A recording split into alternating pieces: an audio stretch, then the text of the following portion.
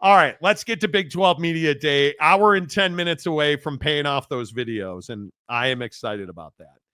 I want to go to this Kyle Whittingham comment because I think this is shocking. You guys, I know we've talked all about professional football, and essentially that's what college has become. I am an advocate for paying these players, making them employees, whatever it is you want to say. You're paying them tens of millions of dollars now. Are they not employees? Okay, whatever. We can argue about that. But the idea that these young people are going to leave home and not get an education is shocking to me. It is wrong. It is not what we should be about. I am telling you, and I have talked about this openly on this show. My belief is today, your education has an opportunity to make you. Without one, will it break you? It won't. But if you are somebody that's going to be collecting a paycheck or running a business, your education matters. And 99.9% of kids who play college football will never play in the National Football League. And I will continue to say, life after college sports has to be important.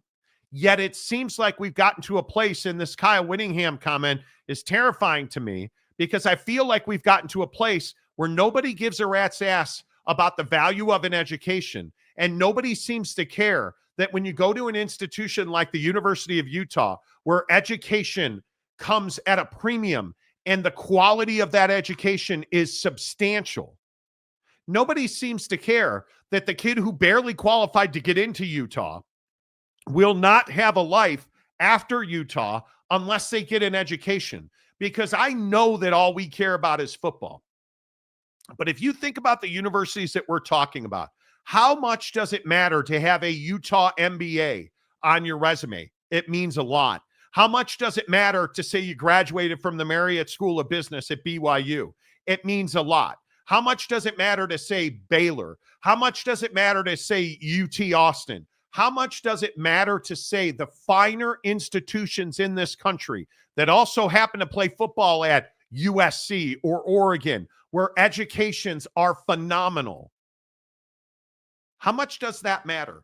Apparently, it doesn't matter a whole lot, because when you look at Kyle Whittingham's comments and you look at what he told Yahoo Sports, this is shocking and disappointing to me.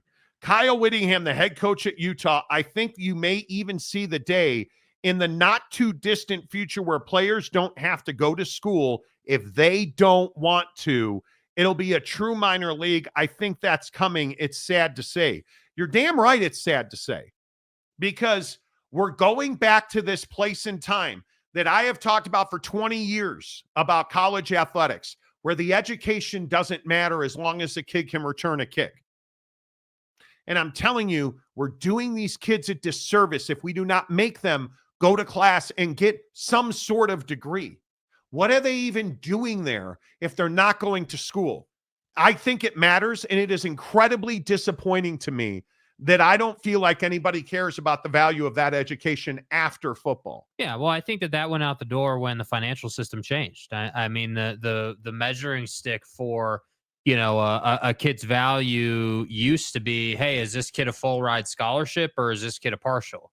Right? That used to be the measuring stick. And now the measuring stick is, okay, well, how much NIL is this kid getting? Is this a $1 million NIL player, or is this a couple 100,000? Like, what are we talking about? That's the new measuring stick. And so what's difficult is that, the education portion, obviously is not prioritized as much. It's more of a, clearly, it's more of a, just a requirement because you're playing college football, because we don't have another league or another, outlet for these kids who are great football players to go and play to get to the NFL, and again, it's the LaMelo Ball path, right? I mean, this is why everyone was so up in arms about it, because LaMelo Ball, is high school, then, doesn't really, college didn't really work out for him. So he goes to Lithuania of all places, and does that for a year. That was a debacle. And then, one thing leads to another, and he figures it out.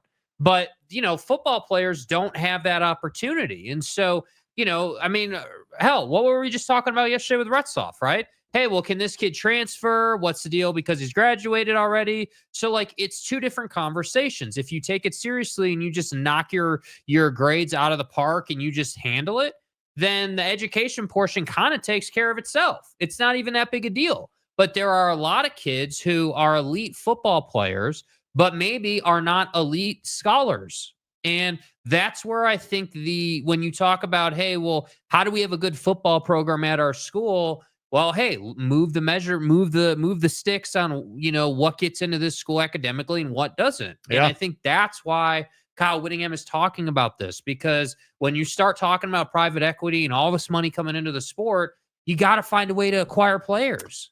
And I think we are at a point in time where if you're somebody in the job market, and I see this on a daily basis, if you're somebody that's in the job market and you want to be a mid-cap COO, you want to be a director of marketing and advertising, whatever it is, a product manager, a data scientist, whatever, you're competing with not 20, not 2,000, not 20,000, hundreds of thousands of applicants in your same industry.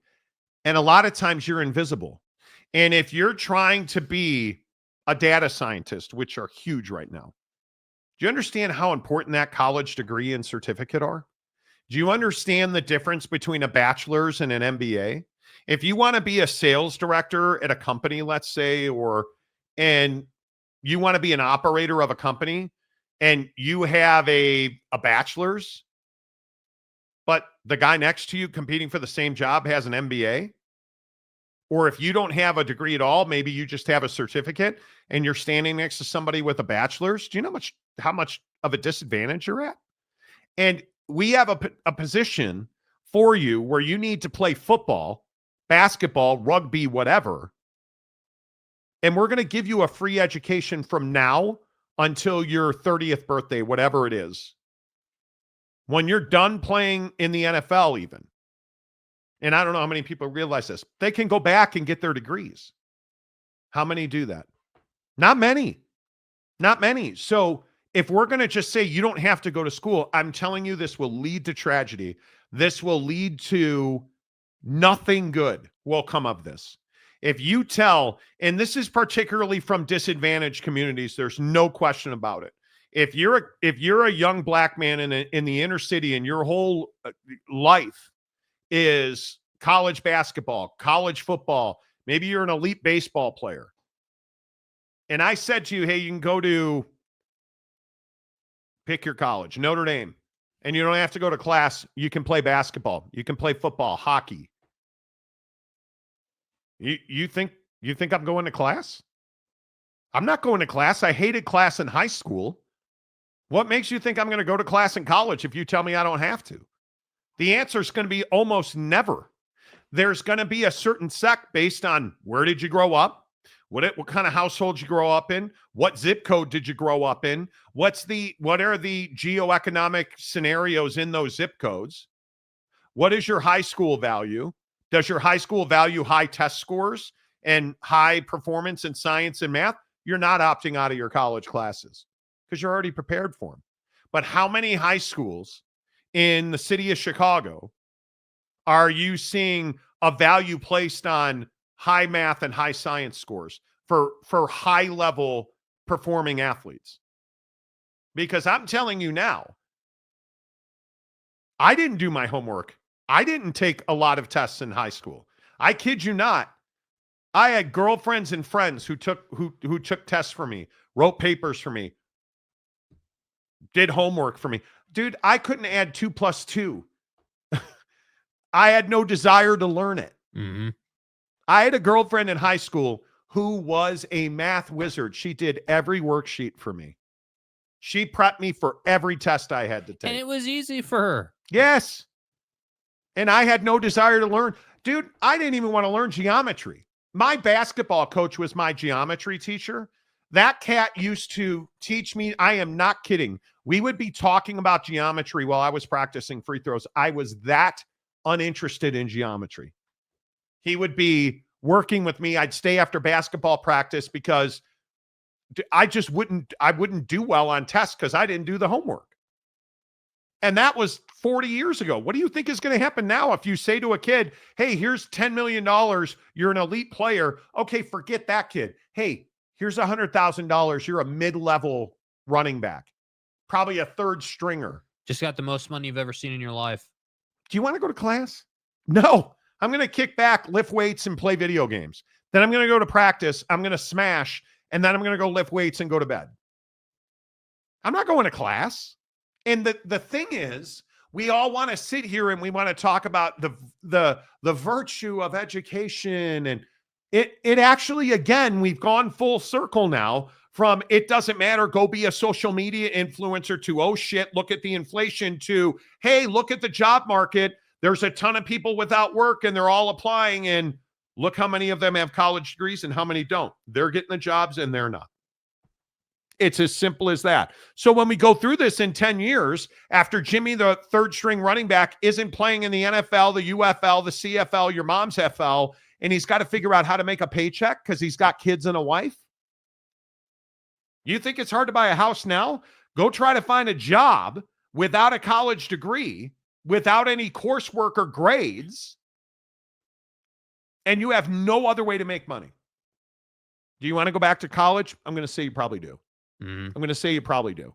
And again, I know a lot of people can't relate to this, but I am telling you, the underprivileged college athlete, that's who I'm talking about. Because those are the people that need the education the most. They need it desperately the most. And they're the people who will easily turn it down. Yeah. Because that's how we do in this country. Yeah, that's the culture. There's no doubt about it in my mind. I think it is a huge problem. Delaric for $10. To prevent this, make only 4 years of eligibility. You get the 5th year if you are willing to graduate in 1 semester, and a 6th year if you graduate and start masters or what's levels next. I think you could absolutely tie eligibility to education. And I've never understood why we don't do that. Hey, if you're an MBA candidate and you're going to be in school for a minimum of 6 years, I don't understand why you can't play all 6 years. I agree with that 100%. Phil Venzer, what's the latest? He's been a member for 16 months. What's the latest on the Utah State Title IX violations? They have dramatically changed their operation and are now said to be 100% in compliance. Utah State had a massive Title IX scandal and turned over a bunch of football coaches and staff, and that was not a pretty situation. But they are in compliance. Conundrum. That was an accident. I got a comment dump. I did not mean to click on your comment. Bachelor's degree is a waste of money. No, if you only get a bachelor's degree, okay, it depends on what you want to do with yourself. If you want to be a doctor, is a bachelor's degree going to get it done? You want to be a lawyer? I'm going to say it's not. You want to run a company and be a CEO? I'm going to say it's not. A bachelor's degree is plenty. It just depends on what you want to do. No education is a waste of money. None whatsoever. And I'll tell you, if I could go back in time, I'd probably go to law school. I would go to law school. And I'm telling you, it's not a waste of time. Hope they take EVH unreleased jams and add vocals. You guys are still on the music grind, if you will. I guess so. I think music is amazing. San Diego State Glenn says, preach, Monty. I don't mean to be preachy about it, but I think there's so many kids who don't understand the decisions you make when when you make a decision at 17 about your education, it's going to impact the rest of your life. When you decide not to go to college, you just chose a path that is different. Is it more difficult? Not for everybody, because college isn't for everybody. Not everyone belongs on a huge college campus, going from classroom to classroom. That's not for everybody. When you decide, because one of the smartest things I ever came up with was on the radio in San Francisco when I said, what you choose to do with your education and the decision you make as a 17-year-old on your education is no different than the 17-year-old who pulls out a gun and shoots somebody. Because you just made decisions that sent your life in a direction. The 17-year-old is probably going to prison for a significant number of years. Not the rest of their life, because they're not going to be charged as an adult in all likelihood, right? They're probably going to jail for 10 years. But if you decide you want to go get an MBA, a master's in business, how many years of your life did you just dedicate? Well, you're going to 4-year undergrad. You're probably going to 3-year MBA. You're probably going to do some business internships. And in all likelihood, depending on your socioeconomic background, you're probably in debt. So you just gave yourself a decade of time. Now, those are two dramatically different directions. Mm-hmm. But you just altered the first 10 years of your adulthood on a decision you made as a 17-year-old who's doesn't have a fully developed brain. Let that sink in. Because I think there's a lot of kids who don't understand why. I have no idea what I want to be. How many kids can you walk up to at 17 years old and say, hey, what do you want to be when you grow up?